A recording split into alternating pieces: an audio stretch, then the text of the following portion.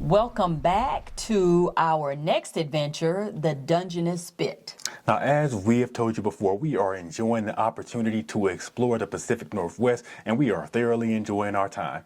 Now, this trip is a little different because oftentimes we'll go out and we'll plan these amazing trips, but you know Stephanie, she always wants to be organic, as she likes to say, and she calls it organic. I think that's very important. Now, as you're going to see later on in this video, sometimes those audibles do not work out well. And that's why I don't carry my camera equipment on all these trips that we go on, because sometimes that will be an absolute disaster. So the Dungeness Spit is located on the Olympic Peninsula in Washington State, and it's about a 5-mile round trip. So there's a lighthouse at the end. So it's about 2.5 miles down to the lighthouse and then 2.5 miles back, and that's going to be on the beach, and you'll see later on that's going to come up. We did not do the whole 5 miles. You'll see why toward the end of the video, but it was absolutely beautiful, was it not? Yes, it was, and you will absolutely see at the end of this video why we didn't walk the whole 5 miles. You know, if it was up to Stephanie, we'd have walked to the moon and back, but you know, we got things to do.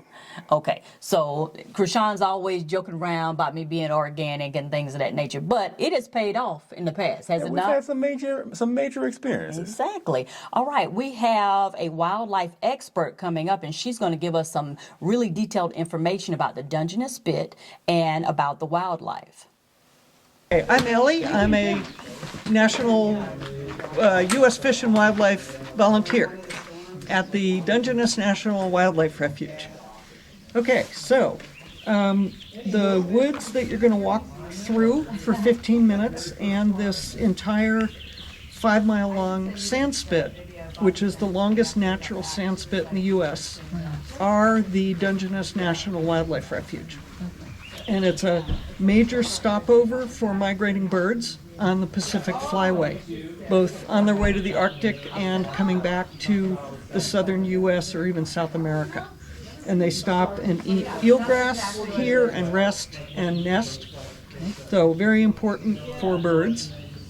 So you're going to walk 15 minutes through the woods to an overlook that has the best view of the spit, which has a lighthouse at the end.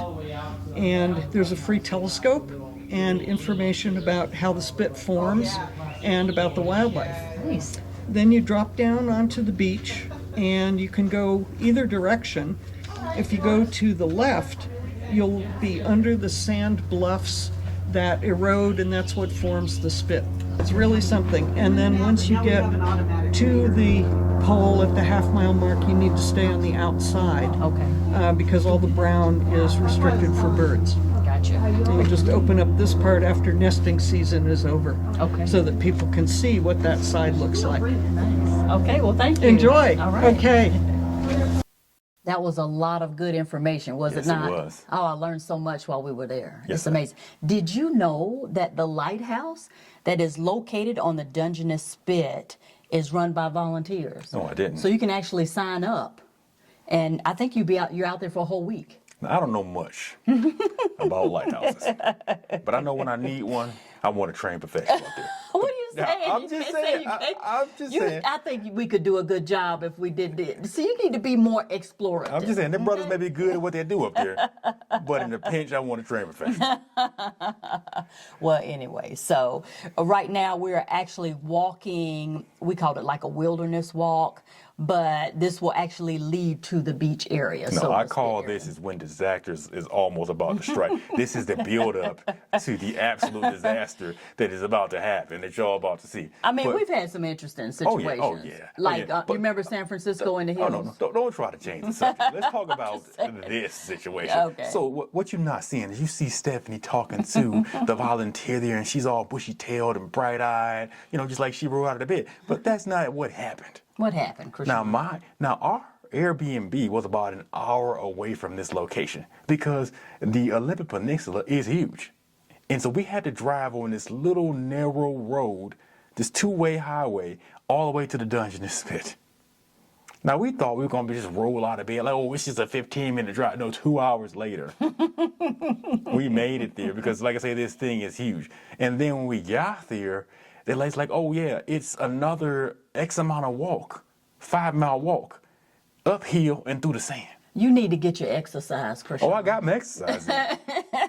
You can't complain about your exercise. You got to have that daily anyway. But it would tell me you didn't enjoy it. Oh yeah, it was beautiful, and it was well worth the exercise and the effort I put in to get there. Yeah.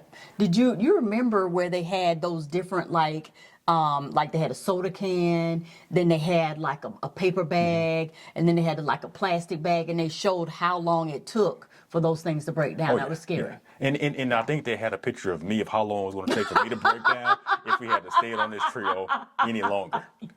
Because this was a long walk. I need you to be more positive. No, but think about it. Imagine you on a road trip with your wife and you done drove an hour plus to get to a destination. She's like, oh yeah, we just got another little trek uphill, downhill, around a few corners, through the sand, around the lighthouse, down a natural wildlife reserve, and then we get back to the car. Well, we didn't do the whole walk. Oh, no, I know we did. I can imagine what you'd be saying to these people if you had to do the whole walk. I'm just saying. See, anyway. Stephanie is an adventurous vacation. I am. I'm more, I want to walk into the hotel and they hand me some champagne. You can say, hand me a warm towel to freshen up for my travels. Krishan, you can stay in the luxurious hotel right around the corner, but when you get to these places, no matter how remote they are, you want to really immerse yourself into the experience, right? Maybe go down that trail nobody else is going down. Having a unique experience. And that is what I have never had a desire to traverse an unknown trail. My name is not Lewis or Clark. That is not any aspirations that I have. See, that's what I'm trying to figure out how we got together. Because I am the exact opposite. And I will say, you have led us on some fantastic adventures, but it has been my steadfast commitment to safety and planning that has gotten us back safely. Boring. Safety is so boring. Don't you remember the trip down the Spokane River? Oh my goodness. We won't go into that. I almost died that day. I have never seen that much fear in my daughter's eyes a day in my life. But that'll be something you won't forget. I know she won't forget it either. There's going to be many therapy sessions trying to get over. But toward the end, did you not have a good time? Oh, it was fantastic. Yeah. I think that the greatest joy in life is had on the cusp, on the edge of disaster. However, I'd like to go there less than I've gone there in the past. So what you're trying to say is you'd like to have a little bit more stability. I'm not saying I want stability. I would like comfort and luxuries in life. Oh, my like that. Remember that trip we had to Times Square? We just was enjoying fantastic cuisine. But that was all in the city. It was fantastic. It was safe. It was like, it was structured. It was planned. Oh, that's the way to my heart. Boring. But one thing I can say is we do a lot of what you like, and then we also do a lot of what I like. So it's a nice mix. I think that's what makes our trip so fun for us is we won't, like even on this trip, after we left here, we hit the showers, went and had a fantastic meal at a beautiful little quaint restaurant, and it was delicious, It was so wonderful. And I'm trying to think, these beaches are a little bit different from the beaches like in South Carolina, right? Like Myrtle Beach, because there's a lot of driftwood. You mentioned there's a lot of rocks, very rocky. There's no beach chairs, there's no mango tangos. There's no attendants with towels laying over their arms. Okay, so listen. So we cruise a lot, y'all.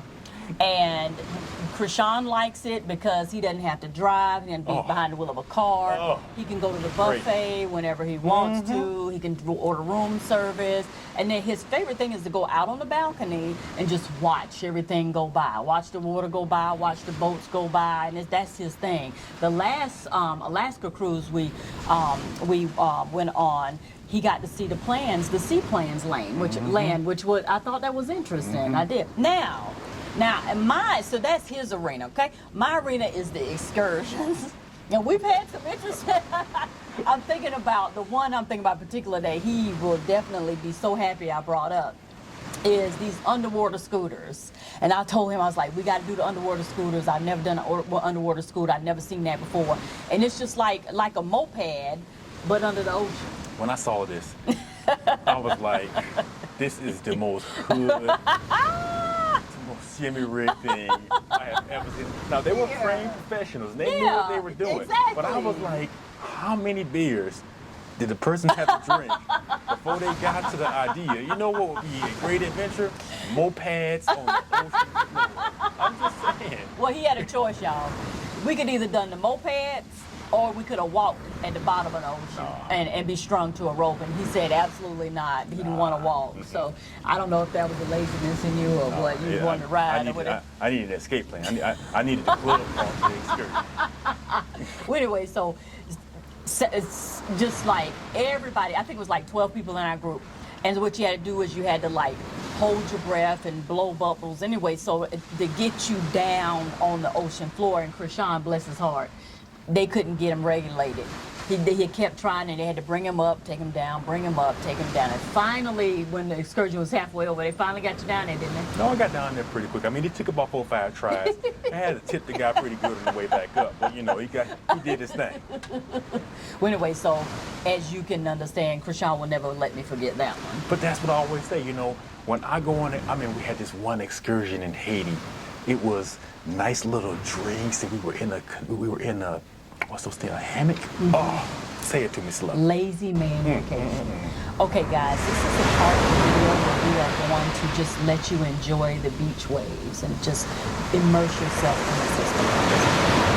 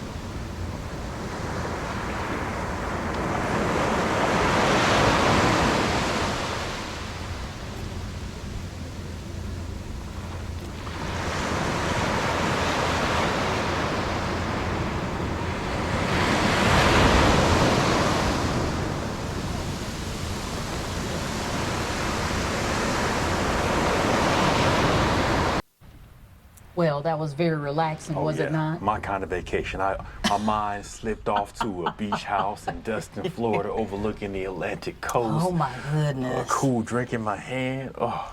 That's not exciting. You think that's exciting? I know, but I think that there's a time for both. I do love getting out there and taking amazing pictures in situations that I would never have imagined myself being in. But I also like to relax. I also like to live in the lap of luxury every now and then and see how the other half lives. Every now and then? Every now and then. Oh my goodness. I would think that's your primary go-to. Well, you know.